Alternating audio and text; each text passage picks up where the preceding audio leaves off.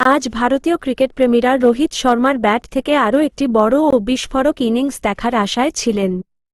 প্রথম ম্যাচে সিকিমের বিরুদ্ধে তার ১৫৫ রানের তাণ্ডব দেখার পর এই প্রত্যাশা আরও বেড়ে গিয়েছিল। কিন্তু দুর্ভাগ্যবশত তাদের সেই আশা পূরণ হল না, কারণ রোহিত শর্মা উত্তরাখণ্ডের বিরুদ্ধে বিজয় হাজারে ট্রফির দ্বিতীয় ম্যাচে চরমভাবে হতাশ করলেন।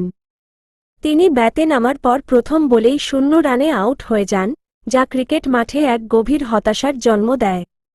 মুম্বই দল প্রথম ওভারেই তাদের অধিনায়ক ও প্রধান তারকা রোহিত শর্মাকে হারায়। উত্তরাখণ্ডের বোলার দেবেন্দ্র সিং এর বলে একটি ভুল শটে ব্যাট ছুঁয়ে দেন তিনি এবং বলটি জগমোহন নাগারকোটির হাতে ক্যাচ চলে যায়। জয়পুরের সওয়াই মানসিংহ স্টেডিয়ামে বুধবার যে রোহিত শো দেখা গিয়েছিল, তার পুনরাবৃত্তি আর হল না। রোহিতের মতো বিশ্বমানের তারকাকে কাছ থেকে খেলতে দেখার জন্যই বহু ক্রিকেট অনুরাগী ভিড় করেছিলেন মাঠে। কিন্তু প্রথম বলেই তার আউট হয়ে যাওয়ায় দর্শকদের সেই ভিড় যেন মুহূর্তের মধ্যে হতাশায় ডুবে যায়। প্যাভিলিয়নে ফেরার সময় রোহিতকে দেখে স্পষ্ট বোঝা যাচ্ছিল, তিনিও এই পরিণতি আশা করেননি। তার বডি ল্যাঙ্গুয়েজে ছিল অবিশ্বাস ও হতাশার ছাপ। মাত্র দুদিন আগে এই একই মাঠে বিজয় হাজারে ট্রফির প্রথম ম্যাচে রোহিত শর্মা তার সেরা ফর্মে ছিলেন। সেই ম্যাচে তিনি ৯৪ বলে ১৫৫ রানের বিধ্বংসী ইনিংস খেলেছিলেন, যেখানে ছিল ১৮টি চার এবং ৯টি বিশাল ছক্কা।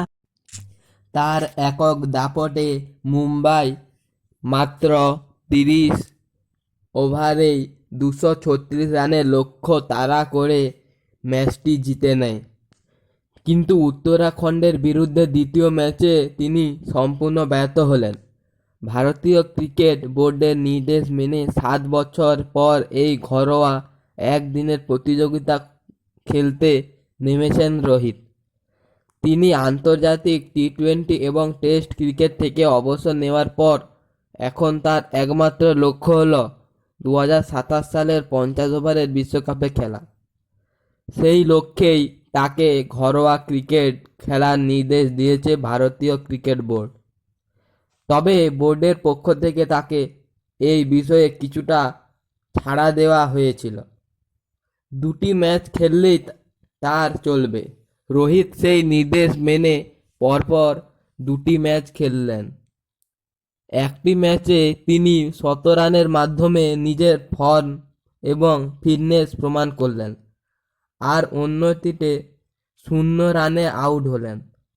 এখন ভারতীয় ক্রিকেট মহলে কৌতূহল সৃষ্টি হয়েছে, এই ২ ম্যাচ খেলার পর রোহিত শর্মাকে বিজয় হাজারে ট্রফির পরিবর্তে কোনো ম্যাচে মুম্বাইয়ের হয়ে আবার খেলতে দেখা যাবে কিনা। বন্ধুরা,